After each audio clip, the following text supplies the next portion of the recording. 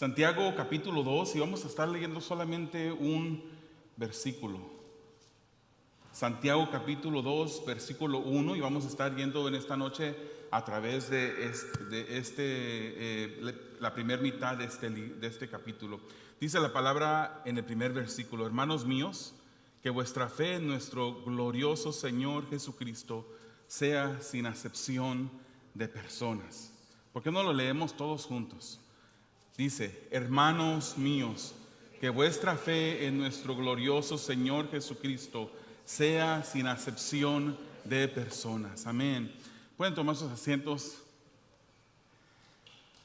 Pues ya la semana pasada estuvimos escuchando el mensaje sobre el capítulo 1 de Santiago. Y la primera cosa que nos dimos cuenta de partida, inmediatamente vimos cómo este hermano menor de Jesucristo, medio hermano menor de Jesucristo, empieza con una carta y empieza a decir y dar instrucciones.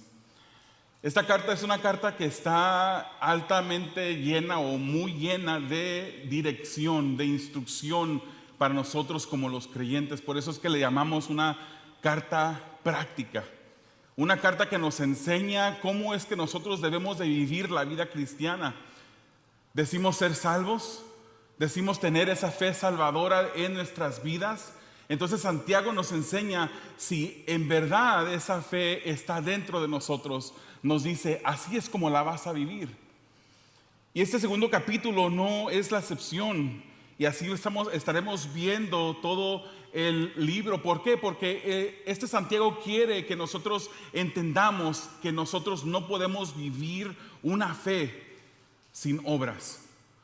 No podemos decir que nosotros somos salvos y vivir como querramos vivir, sino que debe haber un fruto en nuestras vidas, debe haber un cambio, debe haber un cambio por medio del Espíritu Santo en nuestras vidas que reflejen esa fe que es salvadora. Entonces, dice un dicho: no todo lo que brilla es oro. Podemos también saber que el oro, cuando sale de su estado natural, tampoco brilla. O sea, hay veces que algo parece oro que no lo es, como también puede parecer algo que no es oro cuando sí lo es. Hay un dicho también que dice: no juzgues a un libro por la portada. Es un dicho que más bien se escucha mucho dentro del ámbito americano. No juzgues un libro por la portada. Quizás usted pueda ver la portada y decir: este libro pues no se me hace muy interesante. Muchas veces se nos hace interesante esos libros que tienen una portada colorida, quizás alguna ilustración, alguna imagen. Uno dice: wow, este libro quisiera leerlo. Y al abrir ese libro usted lo lee y dice: quizás ese son los $10, el peor gasto que hice de $10 en toda mi vida. Como también puede haber libros que no son muy atractivos por fuera, pero usted puede leerlos y decir: qué buenos consejos tiene este libro. No juzguemos el libro por su portada, dice ese dicho. ¿Alguna vez usted, hermano, ha conocido a alguien que pareciera poco amigable, que hasta le daba miedo ir a presentarse con esa persona, y de repente esa persona surge que es una persona muy amigable? Y usted se pone contento porque pudo conocer a esa persona. De igual manera, también hay veces que vemos a alguna persona que dice uno: yo quisiera ser el amigo de esa persona. Parece muy extrovertida, muy cariñosa, muy amable. Y cuando uno lo va conociendo a esa persona, uno se lleva una sorpresa de que esa persona no es lo que aparentaba ser. ¿Cuántos alguna vez hemos juzgado a una persona por su apariencia? ¿Cuántos hemos juzgado por la apariencia de una persona a esa misma persona? Creo, hermanos, que si somos honestos, cada uno de nosotros hemos juzgado por apariencias. Quizás usted va caminando por la calle y mira a un pandillero que viene por el mismo lado de la acera. Quizás usted dice: no, pero es que eso es por seguridad, y posiblemente sí lo fue. Posiblemente. O posiblemente usted juzgó en su corazón y dijo: aquí me voy mejor para el otro lado de la calle. Quizás alguien que tenga la impresión de que no tiene un hogar, que vive en la calle, usted dice: esta persona no quiero arrimármele. Ya empieza hasta a imaginarse cómo va a oler cuando se le arrima a esa persona. Pero cuando a veces miramos a alguna persona que viste ropa de marca, que maneja un carro de último modelo, lujoso, quizás con joyas, uno dice, esta persona, yo quisiera conocer a esta persona, a ver cómo es que le hizo para tener tantas cosas. Quisiera tallar codos con esa persona. Y hacemos distinciones basado en lo que uno ve sin saber nada de esa persona. Pero ¿sabe qué? Dios es el que pesa las intenciones del corazón. Dios es el que sabe las intenciones del corazón de cada persona. Fíjese que hay un hombre muy querido dentro del pueblo de Israel. Él fue no solamente sacerdote, él fue juez y él también fue un profeta. Su nombre era Samuel. Y el mismo Samuel también cayó en una situación de esas. Porque cuando ya Dios había desechado a Saúl y había escogido a David para que fuera el rey, mandó Dios a Samuel a la casa de Isaí para que ungiera al próximo rey. Y él, a ver, los hermanos de David llegó el más grande, el primogénito de Isaí. Lo miró y dijo, esta persona este va a ser el próximo rey, sin lugar a duda, como dice nuestro hermano Carlos. Sin lugar a duda, este va a ser. Porque lo miró, quizás que tenía buena apariencia, lo miró alto, quizás lo miró fuerte. Pero Dios no había escogido a esa persona. De repente llega otro y otro y otro, y es hasta el último que de repente se acaba la línea de personas, de hijos de Isaí. Le dice a Isaí, le pregunta a Samuel, ¿no habrá otro más? ¿No hay un hijo más que tengas tú? Y sí, hay uno que está allá en el campo cuidando las ovejas. Lo mandó a llamar y Dios le dijo, ese es. Dice la palabra del Señor que Dios le hizo entender a Samuel que él no mira lo de afuera de una persona, sino que mira el corazón. Hay un sinnúmero de escrituras que nos demuestran que Dios es un Dios imparcial.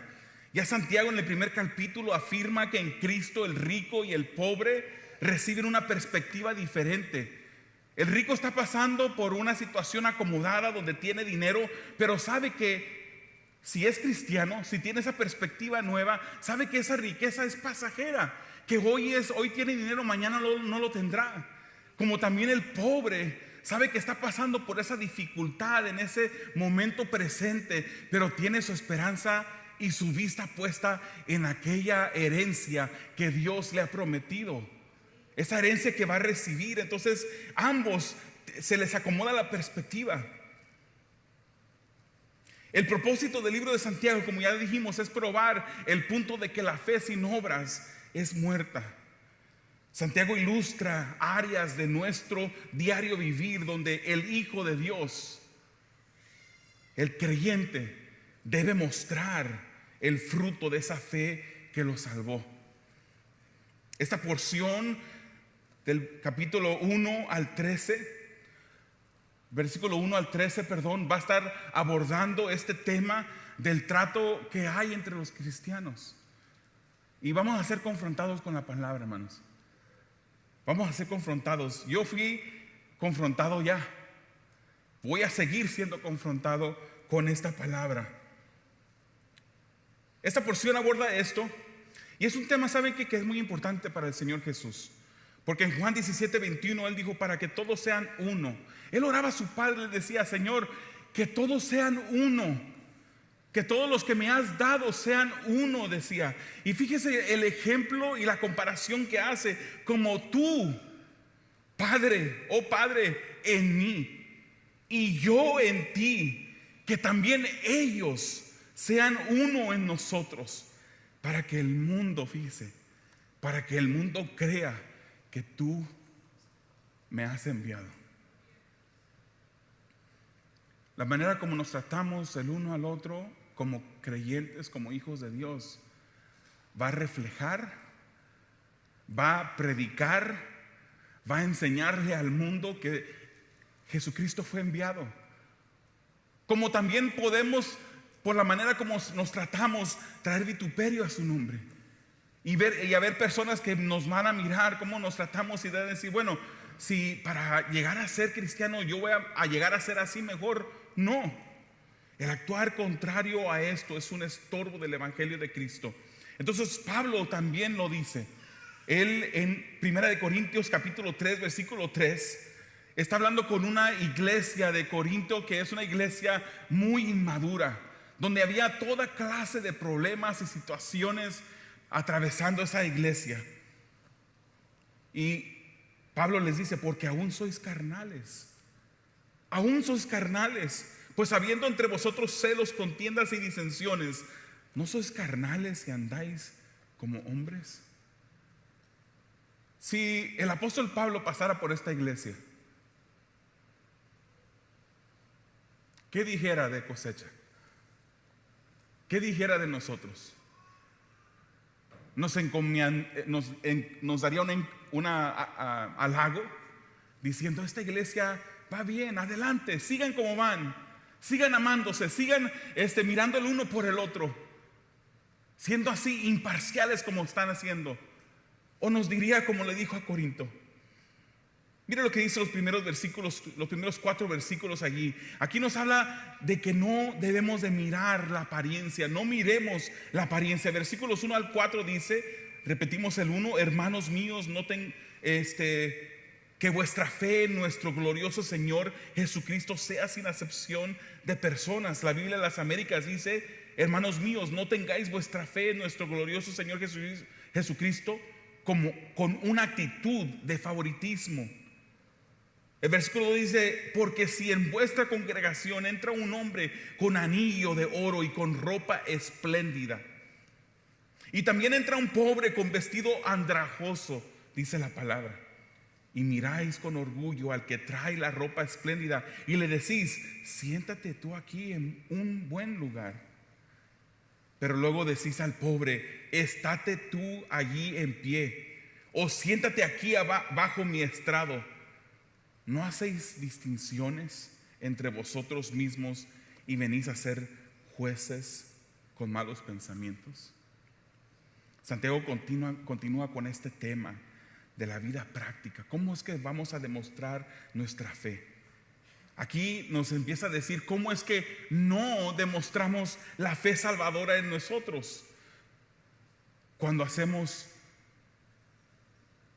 parcialidades, somos parciales, cuando hacemos favoritismos. No debemos de hacer eso. El pecado, hermanos, es algo que deforma nuestras vidas. Nuestro caminar cristiano es estorbado por el pecado en él. Y ciertamente, hermanos, todos somos pecadores.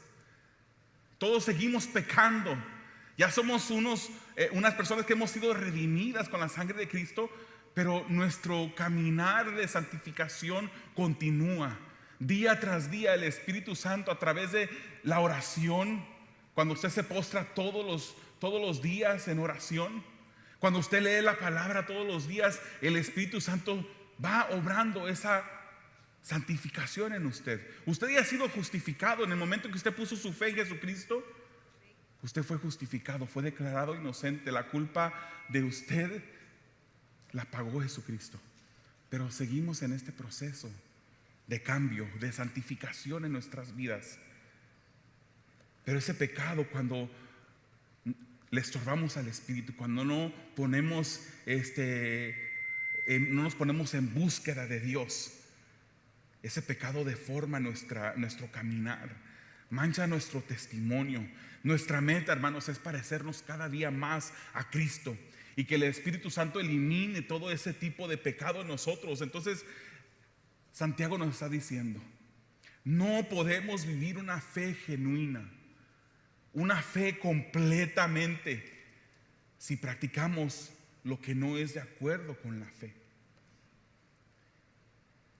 Una de esas cosas es la parcialidad o las preferencias con las que evaluamos y hacemos juicio de los demás.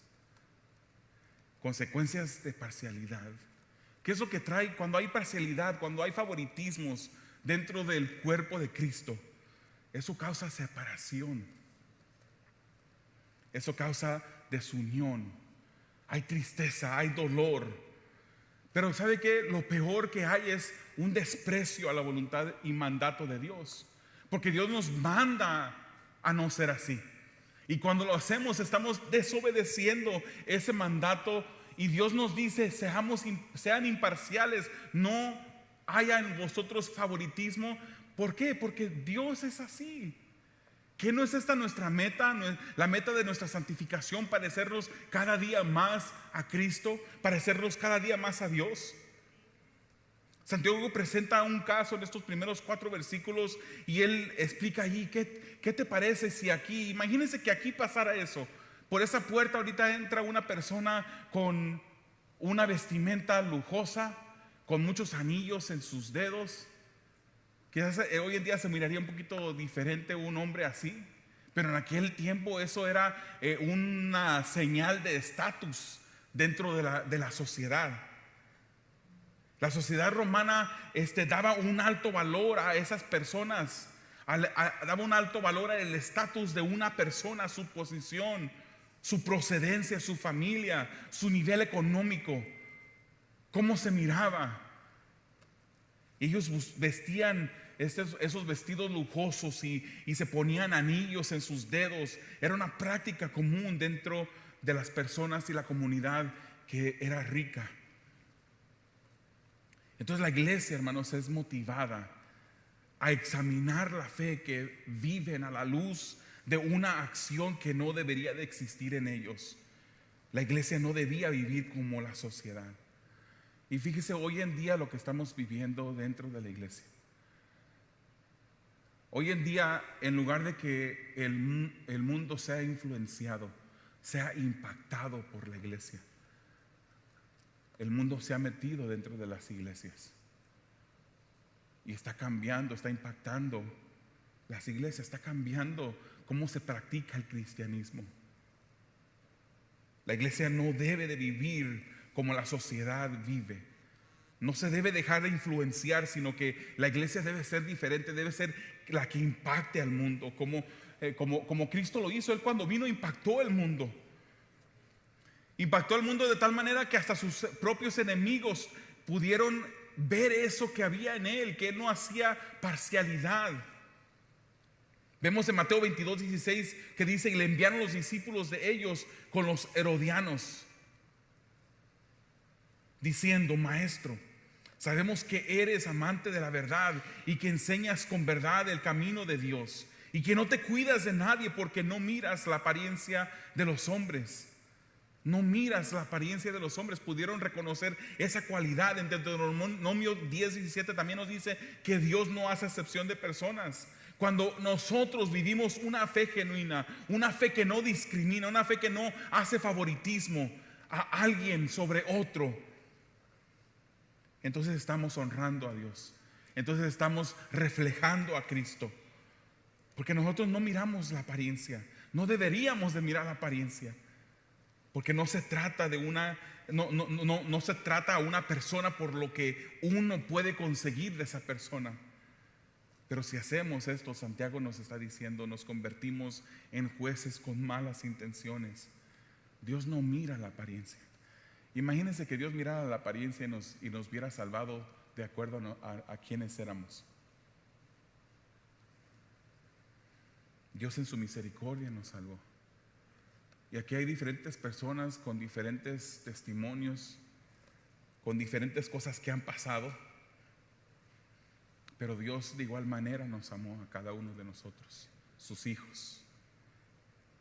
Entonces no vivamos, hermanos, una vida que no refleja nuestra fe. Una vida que está en oposición con nuestra fe. Nuestro caminar debe de ir a la par con nuestra fe. Si profesamos ser cristianos, debemos de hacerlo. Usted sabe, un hombre que Dios usó grandemente, se llamaba Pedro. Él en una ocasión estaba, dice la palabra, en la azotea, y entró como en un éxtasis y miró un lienzo que bajaba del cielo, donde había un sinnúmero de animales, cuadrúpedos, diferentes tipos de animales que para un judío no era lícito comer. Eran animales que eran considerados inmundos para la cultura judía. Y escucha una voz que le dice: mata y come. Y él dice: no me es lícito. No, de acuerdo a la ley yo no puedo hacer eso. Y escucha también otra voz que le dice: no llames inmundo a lo que yo he santificado. De repente, después de un rato, o en ese mismo momento, llega alguien, viene por él, que lo está llamando Cornelio, un gentil. Los gentiles y los judíos, más bien los judíos, no se llevaban con los gentiles, no se mezclaban. Pero llega este mensajero de Cornelio y le dice a Pedro que lo acompañe. El Señor hace una obra, llena a Cornelio del Espíritu, también a su familia. Y de repente Pedro reconoce y dice: en verdad comprendo que Dios no hace acepción de personas, según Hechos 10:34. Y eso lo vemos repetido en Gálatas 2:6, Efesios 6:9. Dios no hace acepción de personas. Él es nuestro Padre. ¿Nos queremos parecer a nuestro Padre? ¿Queremos imitar a nuestro Padre? ¿Estamos caminando en los pasos de nuestro Padre? Él no hace acepción de personas. Dios desea que sus hijos vivan la fe salvadora que se demuestra libre de favoritismos. De esta manera honraremos a Dios y amaremos a nuestro hermano.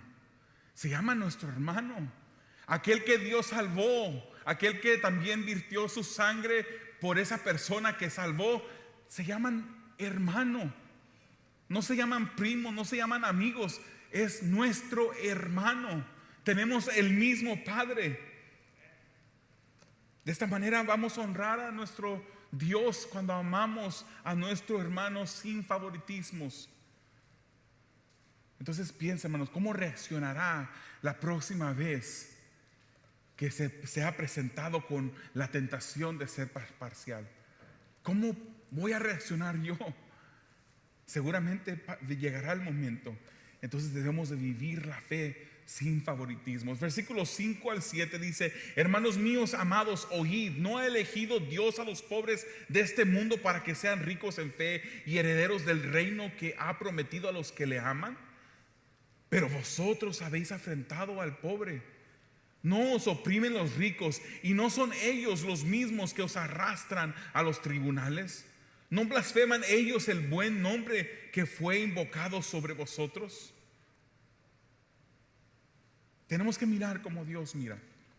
Tenemos que mirar, tener la vista de Dios. Santiago confronta más directamente a estas personas que están haciendo distinciones entre las personas. Aquellas personas que en su corazón invitarían a una persona bien vestida a un lugar preferencial, y a aquel pobre que no puede ofrecer mucho aparentemente, decirle: quédate tú parado, o ven a sentarte aquí a mi estrado. Este Santiago lo pone enfrente de Dios y le está diciendo: ¿que acaso no ha elegido Dios a los pobres? Entonces, al actuar tú de esta manera, tú estás yéndote en contra de Dios, porque Dios los ha elegido, pero tú los desprecias. Ellos son escogidos por Dios para recibir la herencia prometida a los que aman a Dios.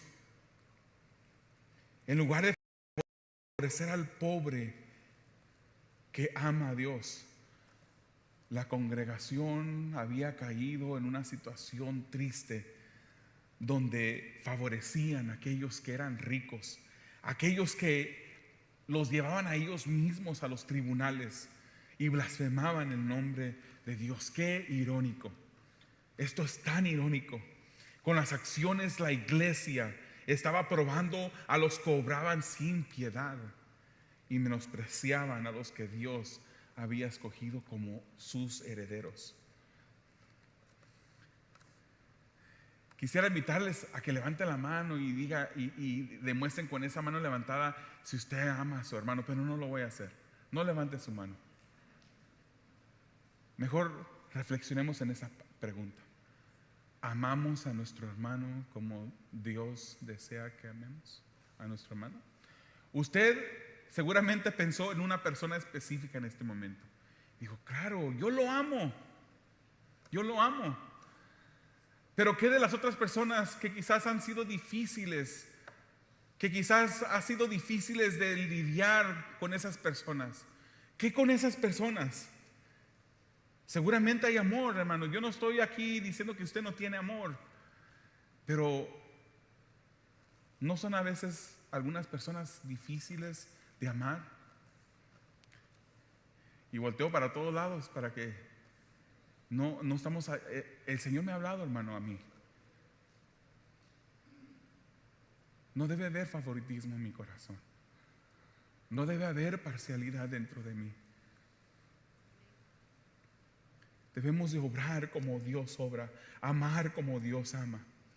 Y de repente se me vino este pensamiento: ¿no será que el amor por los hermanos que profesamos tener es solo tan fuerte como el amor que tengamos para el hermano más difícil de la congregación? Podemos decirle al pastor Nino: pastor, ¿usted ama a su congregación? En una ocasión escuché a un pastor que decía: el amor de un pastor por las ovejas es tan fuerte, o no es más fuerte, que el amor que le tiene a esa oveja más difícil dentro de la congregación. Entonces yo pude como decir, ok, somos hermanos. Y pensé, si aplicáramos ese mismo principio a nuestras vidas. Usted pensó en una persona posiblemente que dice: sí, yo amo a mi hermano. Pero ahora piense en esa persona que es difícil de amar. ¿Cuánto lo ama usted? ¿Cuánto lo ama? ¿Será que ese nivel de amor es el más alto nivel de amor que usted pueda tener por algún hermano? Pidámosle al Señor que nos dé más amor. Que también de la manera que amamos podamos demostrar amor a Dios. Fíjese, Mateo 25:40 nos dice algo que nos va a confrontar. Dice: y respondiendo el rey les dirá: de cierto os digo que en cuanto lo hiciste a uno de estos mis hermanos más pequeños, a mí me lo hiciste. Entonces, Dios le importa cómo sus hijos se llevan el uno con el otro. A Dios le importa los desprecios que hacemos a otros hermanos. A Dios le importa la manera como amamos. Si es un amor genuino, le importa a Dios.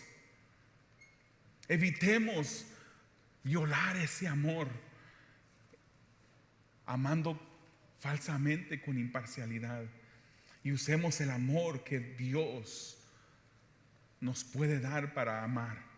El deseo de Dios es que usted refleje a Cristo cuando sea tentado a ser parcial. De esta manera usted mostrará amor a Dios y a su hermano.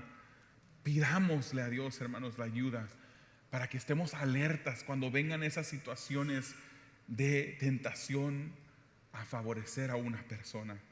Vivamos la fe sin favoritismos. Versículos 8 al 11. Amemos como Dios ama. Si en verdad cumplís la ley real, dice, conforme a la escritura, amarás a tu prójimo como a ti mismo, bien hacéis. Pero si hacéis acepción de personas, cometéis pecado y quedáis convictos por la ley como transgresores. Porque cualquiera que guardare toda la ley, pero ofendiere en un punto, se hace culpable de todos. Porque el que dijo: no cometerás adulterio, también ha dicho: no matarás. Ahora bien, si no cometes adulterio pero matas, ya te has hecho transgresor de la ley. Jesucristo vino predicando un mensaje que era diferente, un mensaje que era transformador, pero era extraño para aquellos fariseos. Los fariseos conocían que la ley decía que no debían de tomar la mujer ajena, que no debería haber adulterio. Pero Jesús vino a subir la barra y Él dijo: no solamente es que no tomes a la mujer extraña, sino que al mirarla, si has deseado a esa mujer en tu corazón, has cometido adulterio. Cuando nosotros odiamos a nuestros hermanos, la Escritura también lo compara como un estilo de un asesinato a nuestro hermano. ¿Cuántos asesinos sabemos aquí en esta noche? Cuando odiamos a nuestro hermano, la ley decía: no matarás, no asesinarás. Pero Jesús vino y levantó esa barra y dijo: esto es lo que quiero que hagas. Y por eso yo creo que aquí Santiago en el versículo 11 al final dice: ahora bien, si no cometes adulterio. Tú podrás decir: yo no deseo a una mujer extraña, yo nunca he tomado a una mujer extraña. Pero estás despreciando a tu hermano, estás haciendo favoritismos dentro de la iglesia, estás odiando a tu hermano. ¿No habrás también quebrantado la ley de esta manera, el mandamiento del Señor?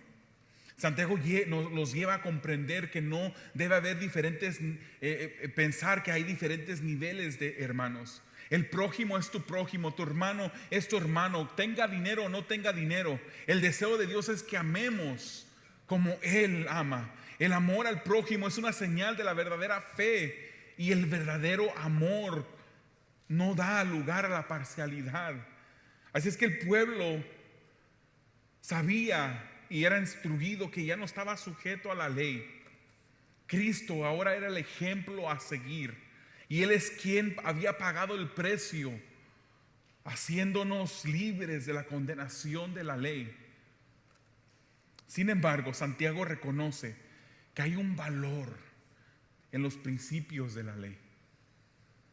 Hay un valor en los principios de la ley. Nada más imagínense la ley moral de Dios. Él la llama la ley real e insta a los hermanos a seguir estos principios. Y podemos ver por la palabra que la ley se resume en 2 mandamientos. Jesucristo mismo lo dijo en Mateo 22, 37 al 40. Dice: Jesús le dijo: amarás al Señor tu Dios con todo tu corazón y con toda tu alma y con toda tu mente. Este es el primero y más grande mandamiento.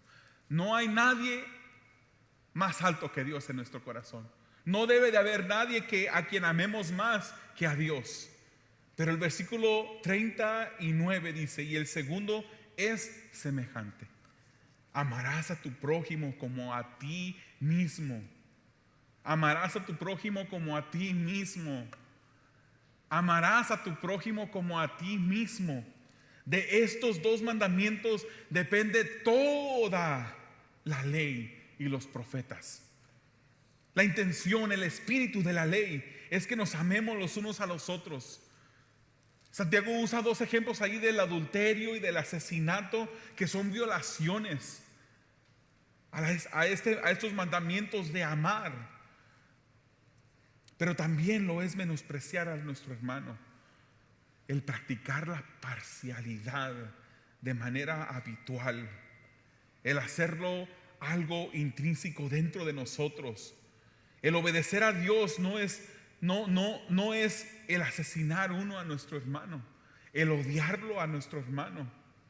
El obedecer a Dios no asesinando ni cometiendo adulterio, pero menospreciando al hermano y practicando favoritismo, es desobedecer a Dios. Entonces Dios desea que sus hijos vivamos unas vidas comprometidas con la totalidad del mensaje de la palabra. Amar a Dios sobre todas las cosas. Y el segundo, que es similar: amar a nuestro prójimo. Dios desea que nosotros vivamos esas vidas comprometidas, hermanos. Y Santiago apela a que seamos imparciales. También Pablo en Romanos capítulo 13, quisiera que vayan ahí conmigo, versículos 8 al 10. Romanos 13, 8 al 10 nos dice: no debáis a nadie nada. Nada más ten una deuda, dice ahí. No debáis a nadie nada, sino el amaros unos a otros. Porque el que ama al prójimo ha cumplido la ley. Porque no adulterarás, no matarás, no hurtarás, no dirás falso testimonio, no codiciarás, y cualquier otro mandamiento en esta sentencia se resume. Amarás a tu prójimo como a ti mismo. Y el amor no hace mal al prójimo. Así que el cumplimiento de la ley es el amor. dice Pablo. El cumplimiento de la ley es el amor. Entonces en esta noche Santiago nos insta, nos manda a que examinemos nuestras vidas y le preguntemos al Señor: Señor, ¿estoy amando como tú deseas que yo ame? ¿Estoy siendo imparcial como tú lo eres? ¿Estoy evitando hacer acepción de personas así como tú no lo haces? Amar a nuestros hermanos. No tenemos seguramente una racha perfecta en este ámbito. Somos personas pecadoras. Pero no nos excusemos, no nos escondamos detrás de esa realidad para decir que pues es que yo no puedo amar a mi hermano perfectamente. Nuestro caminar no es perfecto, pero nuestro deseo de honrar, de servir a Dios lo debe de ser. Debemos de desear honrar a Dios con nuestras vidas cada día de una manera más. Versículos 12 y 13: así hablad y así haced, como los que habéis de ser juzgados por la ley de la libertad, porque juicio sin misericordia se hará con aquel que no hiciere misericordia, y la misericordia triunfa sobre el juicio. El caminar que apoya nuestra profesión de fe. Santiago termina esta porción motivando a la iglesia a comportarse en palabra y en acción de una manera piadosa. No es congruente que con nuestra boca digamos algo que con nuestras acciones pisoteemos. Sí, ya no estaban bajo la ley de la esclavitud, sino bajo la ley de la libertad. Ese evangelio que los había hecho libres.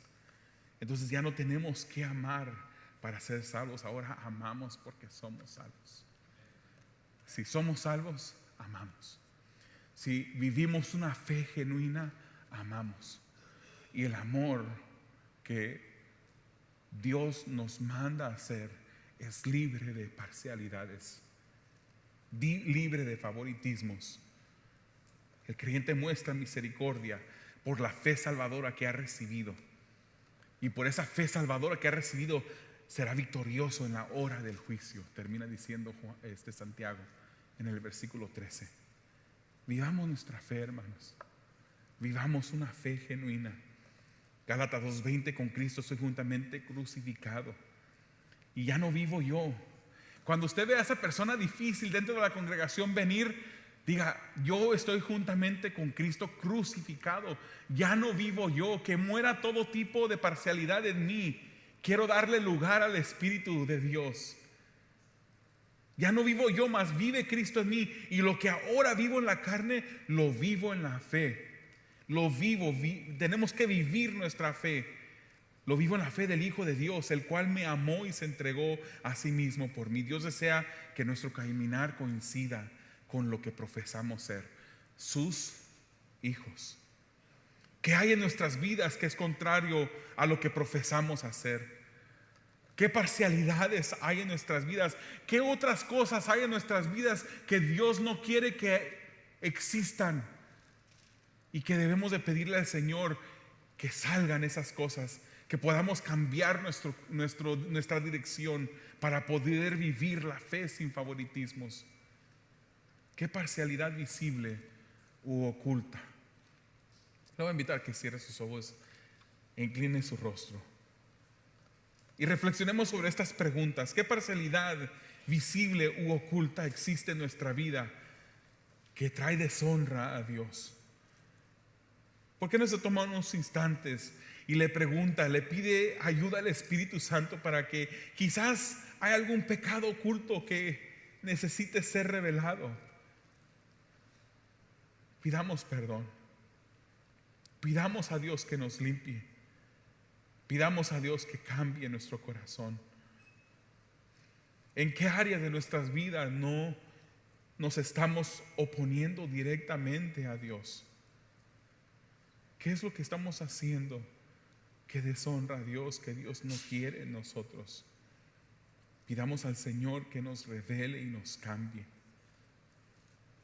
¿Cómo estamos viviendo nuestras vidas? ¿Hablamos como cristianos cuando estamos actuando como si no lo fuéramos? Hablemos y obremos a cada instante recordando que las intenciones de nuestro corazón serán evaluadas por el que todo lo ve, el que todo lo sabe. Amémonos unos a otros. Amemos a nuestro hermano. En esto hemos conocido el amor, en que Él puso su vida por nosotros. También nosotros debemos poner nuestras vidas por los hermanos. Pero el que tiene bienes de este mundo y ve a su hermano tener necesidad y cierra contra él su corazón, ¿cómo mora el amor de Dios en él?